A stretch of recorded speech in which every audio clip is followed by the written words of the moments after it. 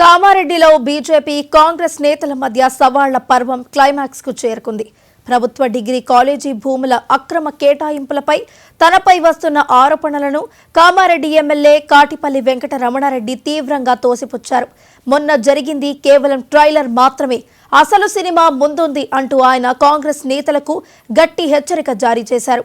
College భూములకు సంబంధించి పూర్తి వాస్తవాలు వెలుగులోకి రావాలని, అందుకే సమాచారం హక్కు చట్టం కింద పూర్తి వివరాలు ఇవ్వాలని జిల్లా కలెక్టర్ను, ఆర్టీఓను కోరినట్లు ఆయన వెల్లడించారు.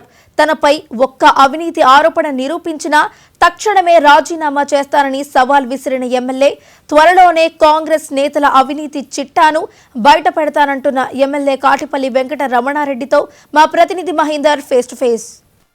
కామారెడ్డి జిల్లా రాజకీయ రణరంగంగా మారింది. సవాళ్లు ప్రతి సవాళ్లతో కామారెడ్డి జిల్లా పూర్తిగా రాజకీయ రణరంగాన్ని తలపిస్తున్న పరిస్థితి ఉంది. అయితే 3 రోజులుగా కామారెడ్డి జిల్లా వ్యాప్తంగా పోలీస్ పికెటింగ్ నడుస్తున్న పరిస్థితి. అయితే మనతో పాటు కాలేజ్ భూముల విషయంలో ఆరోపణలు ఎదుర్కొంటున్నటువంటి లోకల్ ఎమ్మెల్యే వెంకటరమణారెడ్డి మనతో పాటు ఉన్నారు. ఆయన అడిగి తెలుసుకునే ప్రయత్నం చేద్దాం.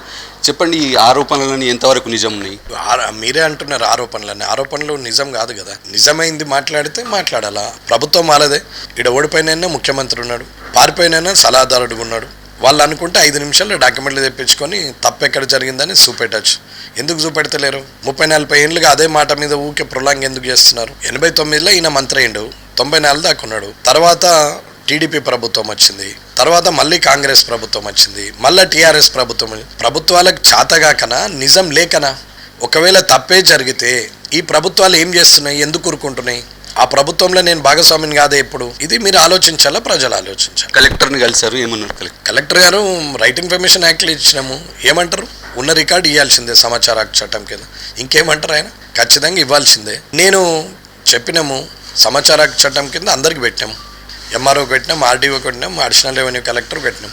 ఎందుకు ముగ్గురికి పెట్టినా ఒక్కడికి పెడితే సరిపోతుండొచ్చు? మిస్ మ్యాచ్ కాదు, అన్ని కూడా సేమ్ రిపోర్ట్ ఇవ్వాలి. ఎందుకంటే యాజ్ పర్ డాక్యుమెంట్ ఏది ఉందో ఆ డాక్యుమెంటే ఇవ్వాలి. కలెక్టర్ గారికి మెమోరాండం ఇచ్చాం, జిల్లాధికారి కాబట్టి. మీరు నిజాలు ఏమున్నాయో నిజాలు చూపించండి, అధికారికంగా మీరు ప్రెస్ నోట్ రిలీజ్ చేయండి. ఇప్పుడు కాలేజీ భూములు కానీ, ఇటు అరోరా భూములు కానీ, వాటికి మీకు ఏం సంబంధం? మేము ఎప్పుడో 2009 బయటపడేసినాం. అన్ని డాక్యుమెంట్లు, ₹1 డిపాజిట్లు అన్నీ బయటపడేసినాక ఏం నరికిరు మరి? 2009 నుంచి 2020 దాకా ఏం బీకిరీలంతా? ఆరోపణ చేసేటోళ్ళు అందరూ ఏం బీకిరు? నీకు మొగోనివైతే దమ్ముంటే, ప్రభుత్వం ఉంది కాబట్టి, నీ ముఖ్యమంత్రి మొగోడైతే, ఈ పారిపోయినోడు ఓడిపోయిన వాళ్ళు మొగోళ్ళు అయితే అది ప్రూవ్ చేయమని చెప్పండి. ఇప్పుడు ఈ భూములలో ఒక్క గజం ఉన్నా కానీ మీరు ఛాలెంజ్ చేశారు, నా పదవికి రాజీనామా చేస్తాను, అది ఎంతవరకు నిలబడుతుంటారు? ఎందుకు? అది తప్పే కాదు, నిలబడకపోవడం ఏముంది? అది తప్పే కాదు అంటున్నా. నేను తప్పు చేయలేదు, నాకు తెలుసు కదా నేను తప్పు చేయలేదని. నేను తప్పు చేస్తే రైట్ ఇన్ఫర్మేషన్ యాక్ట్లో ఇవ్వను, అర్థం చేసుకోవాలి అంతే. రైట్ ఇన్ఫర్మేషన్ యాక్ట్లో ఇచ్చినామంటే అథెంటిక్గా రాజ్యాంగబద్ధంగా అడిగినట్టే కదా. తప్పు చేసినోడు అడుగుతాడా? ఏం చెప్పినా రా నువ్వు మాట్లాడదాము అని సందీప్కు ఫోన్ చేసినాం. రావాలన్నా వద్దా?